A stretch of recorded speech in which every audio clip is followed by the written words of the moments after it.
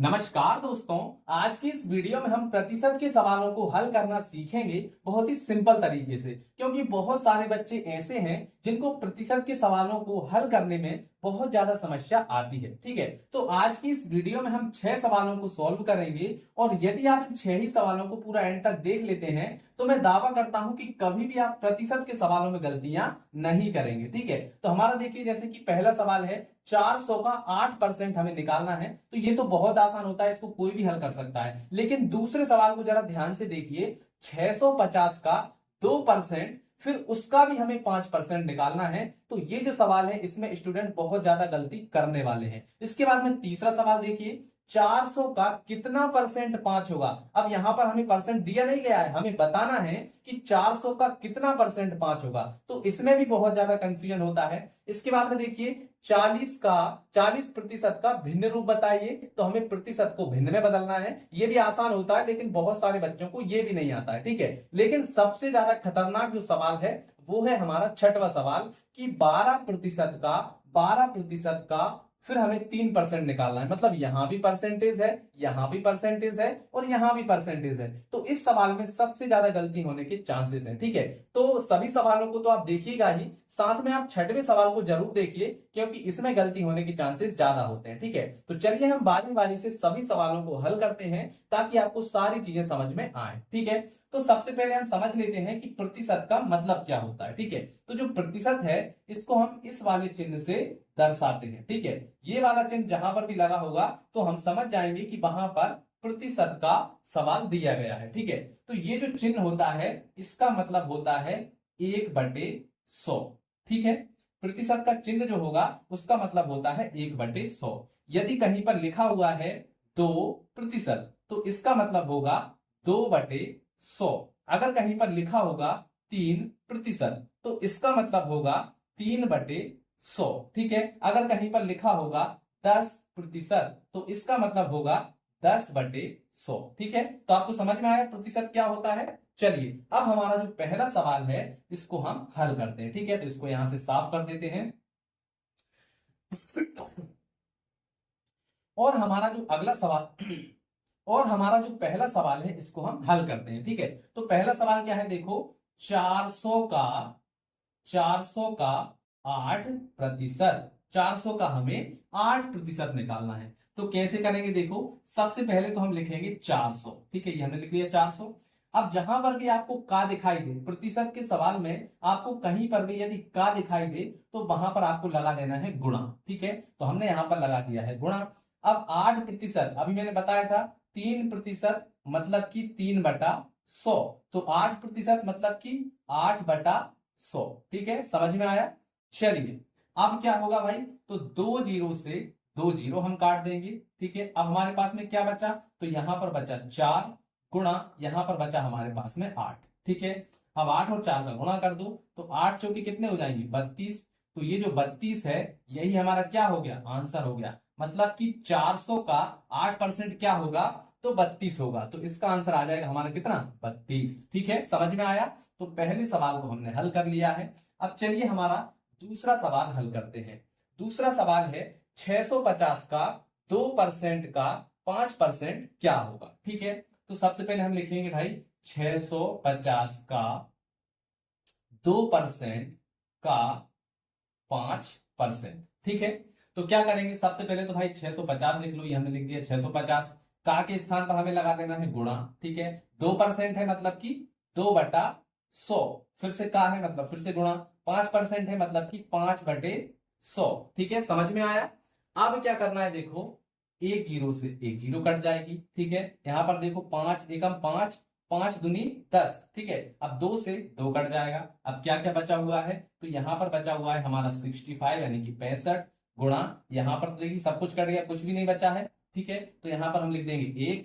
ठीक है, और इसके बाद में यहां पर बचा हुआ है 1/100। ठीक है, चलिए तो अब 65 का हम यदि 1 में गुणा करेंगे तो 65 ही आएगा, फिर से 1 में गुणा करेंगे तो 65 ही आएगा। तो हमारा क्या आ जाएगा, ऊपर आ जाएगा 65 और बटे में आ जाएगा 100। तो जैसे ही हम 100 से 65 में भाग लगाएंगे तो हमारा आ जाएगा 0.65। ठीक है, और यही हमारा क्या हो जाएगा, आंसर हो जाएगा। ठीक है, मतलब कि 650 का 2% का 5% कितना होगा?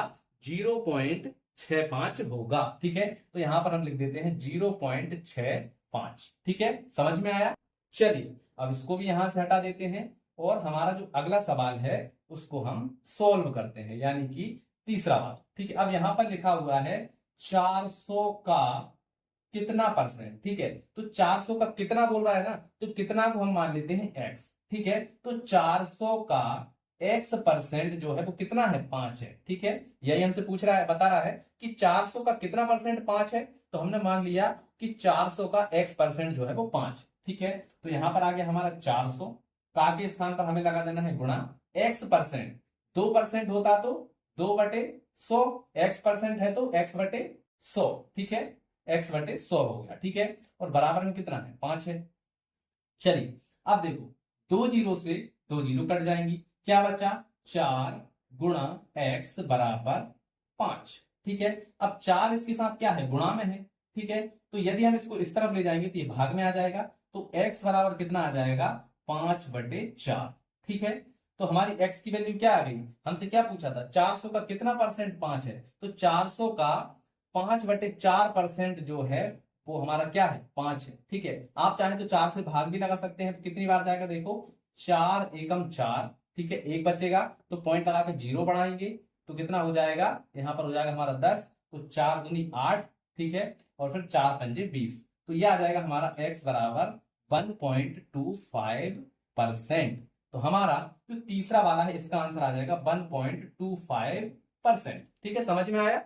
चलिए अब आता है हमारा एक और खतरनाक सवाल, जिसका नाम है 40 का भिन्न रूप क्या होगा, यानी कि चौथा सवाल। ठीक है, तो ये हो गया 40%। आपको पता है कि 2% लिखा होता है, मतलब होता है कि 2/100। ऐसे ही यहां पर 40% लिखा है तो क्या होगा? 40/100। 0 से 0 काट दो, क्या बचा? 4/10 बचा। अब 4 से 2 से काट दो तो 2 दूनी 4, 2 पंजे 10, तो क्या आ गया? 2/5। हमसे क्या पूछा था? 40% का भिन्न रूप क्या होगा, तो ये देखिए एक भिन्न के रूप में आ गया 2/5, मतलब कि 40% का भिन्न रूप क्या होगा? 2/5 होगा। ठीक है, समझ में आया? चलिए अब अगला सवाल देखिए, 4/5 का प्रतिशत रूप क्या होगा। देखिए 4/5 का प्रतिशत रूप हमें बताना है। ठीक है, तो जब भी ऐसा सवाल आए तो आपको कुछ भी नहीं करना है, सीधा 100 से गुणा कर देना है। ठीक है, इसका प्रतिशत का मतलब क्या होता है? 100 होता है। ठीक है, तो 4/5 इसमें गुणा कर दो 100 का। ठीक है, समझ में आया? चलिए 100 का गुणा करेंगे तो ऊपर कितना हो जाएगा? 400। ठीक है, और बटे में कितना है? 5, तो ये हो गया हमारा 5। 5 से भाग लगा दो, 5 एकम 5, 5 अट्ठे 40 और 0 है तो कितना आ गया? 80। तो ये हो गया हमारा 80%, मतलब कि 4/5 का प्रतिशत रूप क्या होगा? 80% होगा। ठीक है, तो इसका आंसर आ जाएगा 80%। ठीक है, अब हमारा सबसे खतरनाक सवाल जिसका हम वेट कर रहे थे, अब हम उसको हल करेंगे। ठीक है, तो हमसे बोला गया है 12%, यानी ये सवाल हो गया, इस वाले को कर रहे हैं। ठीक है, 12% का 3% क्या होगा, ये हमें बताना है। ठीक है, तो 12% मतलब कि 12/100। ठीक है, का के स्थान पर गुणा लगाओ, 12% मतलब कि 12/100। ठीक है, का के स्थान पर फिर से गुणा लगाओ, 3% मतलब कि 3/100। ठीक है, चलिए तो अब हम क्या करेंगे, जो जो कट रहा है उसको काट दो, तो 2 से काटेंगे, 2 एकम 2 और सॉरी 2 इछिंग 12। ठीक है, 2 इछिंग 12 और यहां पर हम काटेंगे 2 पंजे 10 और 0, तो कितना आ गया? 6/50। ठीक है, आप चाहें तो और भी काट सकते हैं इसको। देखो 2 से फिर से काटेंगे तो 2 तिया 6 और इसको काटेंगे तो 25 आ जाएगा। ठीक है, तो कितना आ गया?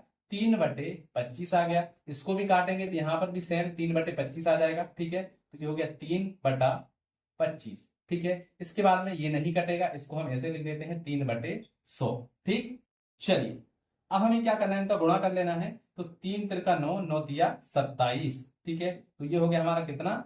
ऊपर हो गया 27 बटे, नीचे इनका गुणा कर दो, तो 25 और 25 का गुणा करेंगे कितना आएगा? 625 आ जाएगा।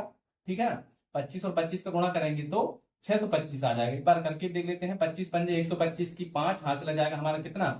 12। ठीक है, और 25 दूनी 50 और 12 कितने हो जाएंगे? 62। ठीक है, 50 और 12 62, तो 625 हो गया। ठीक है, तो ये तो हो गया हमारा 625 और 100 का गुणा करेंगे तो इसमें 2 जीरो लग जाएंगी, तो ये आ जाएगा हमारा 62,500। ठीक है, अब आप चाहें तो इसको काट सकते हैं, तो देखो यहाँ पर 5 और 2 7, 7 और 6 13, मतलब 3 से तो नहीं कटेगा, तो आपका डायरेक्ट इतना भी आंसर हो जाएगा। आप चाहे तो इसको हल भी कर सकते हैं, ठीक है। तो ये हमारा छठवें का आंसर हो गया, ठीक है। तो प्रतिशत के सवालों को इसी प्रकार से हल किया जाता है। आई होप दोस्तों आपको ये सभी सवाल बहुत अच्छे से समझ में आ गए होंगे, ठीक है। अगर सभी सवाल समझ में आ गए हैं तो इस वीडियो को लाइक कर दीजिए, अपने दोस्तों के साथ में शेयर कीजिए ताकि उनको भी ये चीजें पसंद आए, ठीक है। तो चलिए मिलते हैं अगली वीडियो में, तब तक के लिए जय हिंद, जय भारत।